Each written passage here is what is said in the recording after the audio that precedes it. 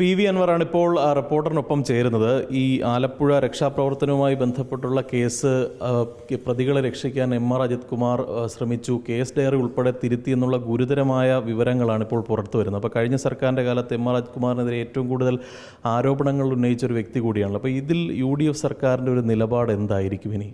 ഇല്ല, ഇതിൽ UDF government ശക്തമായ നിലപാടെടുക്കില്ല. ബഹുമാനപ്പെട്ട ആഭ്യന്തര മന്ത്രി തന്നെ ഇന്നലെ അത് റിപ്പോർട്ട് കിട്ടിയാൽ റിപ്പോർട്ടിൻ്റെ അടിസ്ഥാനത്തിൽ ന്യായമായ നടപടി ഉണ്ടാകുമെന്ന് കൃത്യമായി പറഞ്ഞിട്ടുണ്ട്. അപ്പം നടപടികളുണ്ടാകും.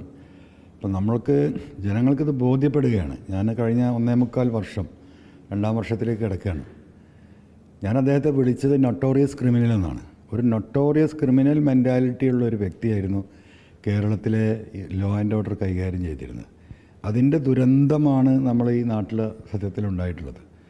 ഒരു പ്രത്യേക നെക്സസ് അദ്ദേഹം ട്രിവാൻഡ്രം തൊട്ട് കാസർഗോഡ് വരെയുള്ള എല്ലാ മേഖലകളിലും എല്ലാ പോലീസ് സ്റ്റേഷനുകളിലും അദ്ദേഹത്തിൻ്റെ ഒരു ചാരനായ ഒരു പോലീസ് ഉദ്യോഗസ്ഥനുണ്ടായിരുന്നു.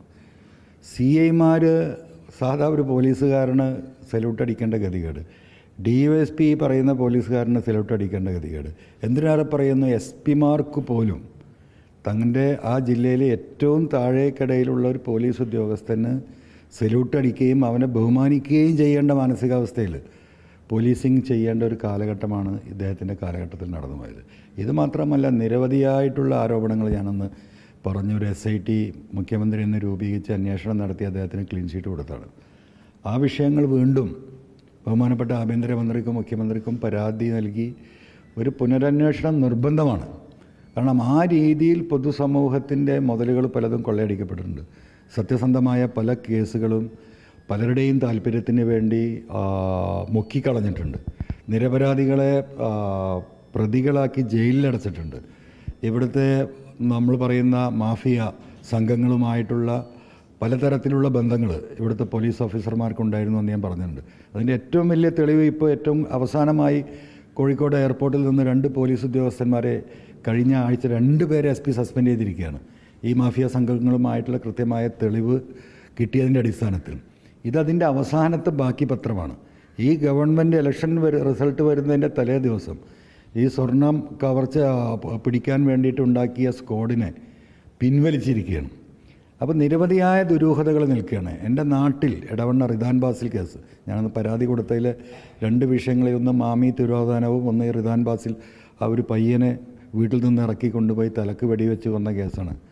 ഇങ്ങനെ ഈ ദുരൂഹത മുഴുവൻ നിലനിൽക്കുകയാണ്. ഇതിൻ്റെയൊക്കെ പിന്നിൽ പ്രവർത്തിച്ച കിങ് പിന്നായി നിന്നിട്ടുള്ള വ്യക്തിയാണ് ഇദ്ദേഹം. അദ്ദേഹത്തെ ക്രിമിനൽ കേസെടുത്ത് ജയിലിലടക്കേണ്ട കുറ്റവാളിയാണ് അദ്ദേഹം. അതിൻ്റെ അവസാനത്തെ തെളിവാണ് ഇപ്പോൾ ഈ ആലപ്പുഴയിലെ വിഷയം. UDF സർക്കാർ അത്തരത്തിലൊരു നടപടിയിലേക്ക് പോകും, അങ്ങനെ താങ്കൾ വിശ്വസിക്കുന്നുണ്ട്? അല്ല, തീർച്ചയായിട്ടും പോകേണ്ടി വരുമല്ലോ. കാരണം ഇതിന് ഇവിടെ വോട്ടുണ്ടല്ലോ. ഇവിടെ ജനങ്ങൾ ഇത്രത്തോളം വോട്ട് ചെയ്തതിൽ ഒരു പ്രധാന വിഷയം കേരളത്തിൻ്റെ പോലീസിൻ്റെ ഇത്തരത്തിലുള്ള ഇമ്മോറൽ ആക്ടിവിറ്റീസാണ്, ഇത്തരത്തിലുള്ള ക്രിമിനൽ ആക്ടിവിറ്റീസാണ്. അപ്പോൾ അതിന് കേരളത്തിലെ ഒരു ജനം വലിയ രീതിയിൽ വോട്ട് ചെയ്തിട്ടുണ്ട്. ഇവിടുത്തെ സംഘീവൽക്കരണം പോലീസിൻ്റെ അകത്ത് അതിന് നേതൃത്വം നൽകിയിരുന്ന വ്യക്തിയാണ് ഇദ്ദേഹം. അതിൻ്റെ ഒരു ചെയിനുണ്ട്. ഇദ്ദേഹം മാത്രമല്ല, ഈ ഹരിശങ്കർ ഇതിലൊരു പ്രധാന കക്ഷിയാണ് ഇദ്ദേഹത്തിൻ്റെ കൂടെ നിന്ന്. സുജിത് ദാസ്, അദ്ദേഹം ഇപ്പോൾ ഇവിടെ പോലീസ് ഹെഡ്ക്വാർട്ടേഴ്സിൽ ജോലി ചെയ്തുകൊണ്ടിരിക്കുകയാണ്. ഒരാഴ്ചയോളം എന്നോട് ഫോണിൽ സംസാരിച്ച കോൾ റെക്കോർഡ് ജനങ്ങളുടെ ഈ വിഷയം ജനങ്ങൾ അറിയണമെന്ന നിലക്ക് പുറത്ത് വിട്ടതും നിങ്ങളെപ്പോലെയുള്ള മാധ്യമങ്ങൾ മുഴുവൻ ഇവിടെ പ്രക്ഷേപണം ചെയ്തതാണ് ആ സമയത്ത്. അത് AI ആണ്, ആർട്ടിഫിഷ്യൽ ആയിട്ട് ഉണ്ടാക്കിയ ഫോൺ കോൾസ് ആണെന്ന് പറഞ്ഞ് അദ്ദേഹത്തിന് ക്ലീൻ ചീറ്റ് കൊടുത്ത പോലീസ് ഉദ്യോഗസ്ഥരാണ് ഇവർ. അപ്പോൾ അതിനൊക്കെ കൂട്ടുനിന്ന കുറേ ആളുകൾ ഇവിടെയുണ്ട്. സ്വാഭാവികമായിട്ടും ഈ ഗവൺമെൻറ് അതിലൊക്കെ ഇടപെടണം. ശബരിമല പ്രശ്നം, ജനങ്ങൾ വോട്ട് എത്ര വോട്ട് അതിൻ്റെ പേരിൽ കിട്ടിയത്? ശബരിമല അയ്യപ്പൻ്റെ സ്വർണം കവർച്ച ചെയ്ത ഒരാൾ പോലും ഇപ്പോൾ ജയിലില്ല. സ്വർണം എവിടെയെന്നറിയില്ല. പേരിനുണ്ടാക്കിയ ഒരു SIT നടത്തിയ നാടകം മാത്രമാണ്.